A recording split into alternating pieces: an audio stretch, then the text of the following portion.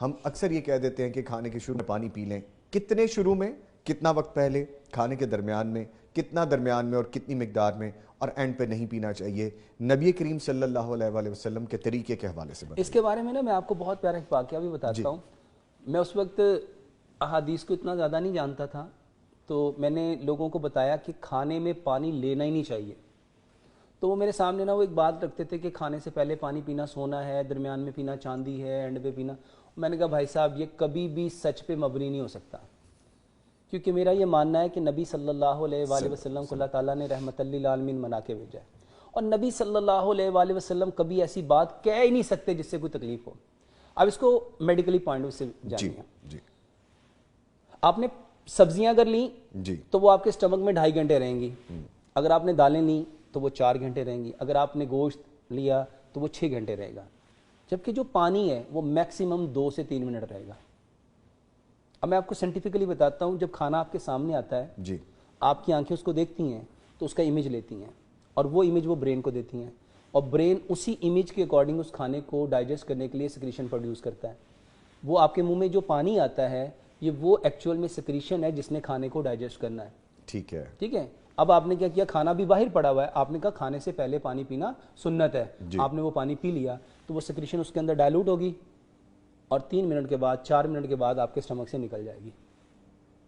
अब वो सिक्रीशन तो दोबारा बननी नहीं। अब दूसरी सिक्रीशन कब बनेगी? आपने खाना लिया, आपके टेस्ट बुड पे लगा, और उसने ब्रेन को टेस्ट के अकॉर्डिंग मैसेज किया, और ब्रेन ने फिर दोबारा से एक सिक्रीशन पैदा की। ठीक है।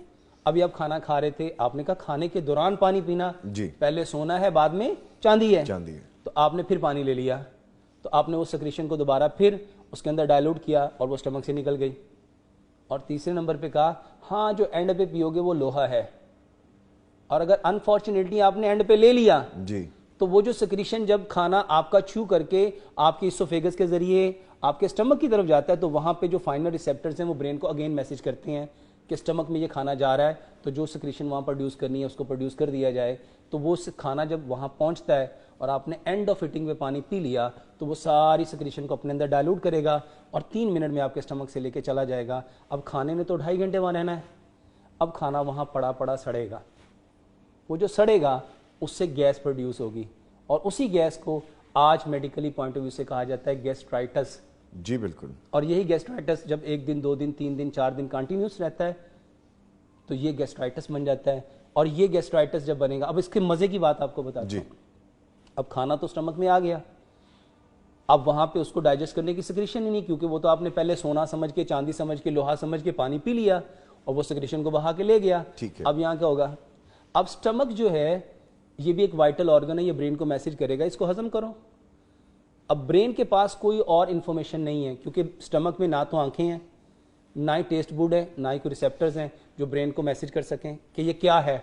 तो फिर ब्रेन क्या करता है, आपने जो कुछ जिंदगी में खाया होता है उसकी थोड़ी थोड़ी सिक्रीशन दे देता है, और ये जितनी सिक्रीशंस हैं ये सारी की सारी सवाए सलाइवा के, सलाइवा अल्कलाइन है जी, और बाकी सारी सिक्रीशन एसिडिक है। अब वो बंडल ऑफ एसिड आ जाते हैं। अब आपने सपोज खाया था मटन, आपने खाई थी बिरयानी, आपने खाई थी सब्जी, तो सब्जी के लिए तो सिर्फ वो सिक्रीशन चाहिए थी ना जिसने सब्जी को डाइजेस्ट करना था, लेकिन आपने ब्रेन को तो मैसेज किया नहीं। अब ब्रेन ने क्या किया, मल्टीपल उसने सिक्रीशंस दे दी। जब वो मल्टीपल सिक्रीशंस आएंगी वो सारी की सारी एसिड है, और आपकी बॉडी में एकदम एसिड का लेवल बढ़ जाएगा, जिसको आप लोग कहते हैं तेजाबियत। तेजाबियत, जी बिल्कुल। वो कहता है यार मैंने तो इतना अच्छा खाना खाया लेकिन थोड़ी देर के बाद मुझे तेजाबियत होगी। वो तेजाबियत क्यों हुई? जो आपने पानी इनटेक किया। और अगर हम नबी सल्लल्लाहु अलैहि वसल्लम के तरीके पे आते, जिसके बारे में नबी सल्लल्लाहु अलैहि वसल्लम की सही बुखारी की हदीस है, अपनी भूख के 3 हिस्से करो, एक हिस्सा खाना, एक हिस्सा पानी और एक हिस्सा हवा के लिए, नफ्स के लिए छोड़ दो। इसके बारे में मुझे कोई हदीस तो नहीं मिली, लेकिन इमाम ने कय्यम रहमतुल्लाह अलैह का एक वाकया मिला कि इमाम ने कय्यम फरमाते हैं कि जो पानी आप पीते हो वो कम से कम खाने से 27 मिनट पहले पियो। 27 मिनट्स आप पहले ही ले लें। हाँ। और अगर आप अकॉर्डिंग टू मेडिकल साइंस देखेंगे तो जो पानी आप पीते हैं वो पीने से आपके यूरिनरी ब्लैडर तक जाने में 30 मिनट लेता है। अच्छा। तो यानी जो पानी आपने इनटेक किया वो आपके पूरे यूरिनरी ट्रैक से गुजरता गुजरता गुजरता यूरिनरी ब्लैडर में 30 मिनट में आ जाता है। तो जो पानी आपने लिया, तो जब खाना आएगा तो उससे पहले आपका पानी वहां से जा चुका होगा। तो जो सिक्रीशन खाने को देख के प्रोड्यूस होगी वो बच जाएगी, वो खाने को एक्चुअल में डाइजेस्ट करेगी, जिसके लिए अल्लाह ताला ने उसको पैदा किया। तो सर अगर जरूरतन आपको पानी का सिप लेना पड़े, एक आधा सिप ले लिया, उससे कोई फर्क मैं नहीं अभी बताता हूँ जी प्लीज। पानी की जरूरत क्यों पड़ती है। जी, वो जरूरत इस वजह से पड़ती है, खाना अटक जाता है। अच्छा, खाना क्यों अटकता है जी, ये समझना है जी प्लीज। अगर हम इमाम इब्ने कय्यम, बल्कि इससे पहले हकीम लुकमान की बात बताता हूँ।